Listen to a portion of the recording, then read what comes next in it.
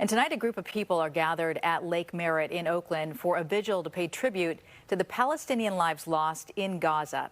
KTVU's Zach Sauce was there, and he spoke to people who say they will be camping out overnight, along with a rabbi who says the messaging at these events can be harmful. Zach. Yeah, that's right. Organizers of tonight's vigil describing it as a moment for reflection, a moment to also mourn the thousands who've lost their lives in Gaza. And as you mentioned, some of them planning to camp out overnight. We're tired and we're heartbroken.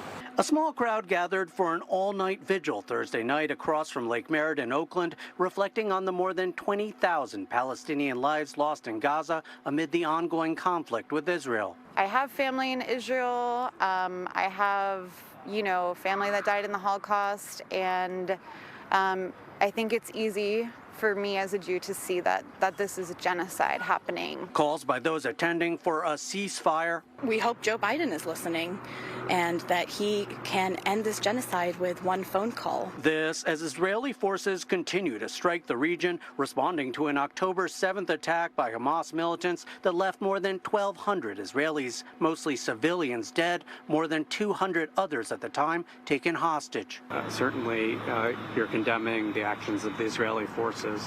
When you look at the actions of Hamas, where do you stand on that?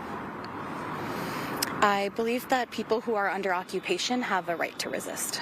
Oakland Rabbi Jacqueline Mates-Mushin raising concerns about some of the messaging during events like these. I think that the difficult thing is that vigils like this are actually not going to do anything to affect the situation in Israel and in Gaza, but they are going to threaten the relationships that we have amongst each other here in Oakland. And that's heartbreaking. Just last week, Oakland's largest menorah desecrated by vandals on the sixth night of Hanukkah, prompting police to investigate the act as a hate crime. I think we're feeling vulnerable. Sometimes it is difficult for folks to differentiate between what is anti-Israel and what is anti-Jewish. But the desecration of the menorah was pretty clear-cut. I think that's horrible. I think we have seen a rise in both Islamophobia and anti-Semitism over the past few months, and we unequivocally stand against hate in all its forms. Drawing this response by Rabbi Mates-Mushin. I feel like we don't have to take sides when it comes to horrific suffering. I think there's been a lot of suffering by a lot of people in Israel and in Gaza. And again, some of tonight's vigil expected to stay overnight. The vigil expected to wrap up at 7 in the morning. Julie?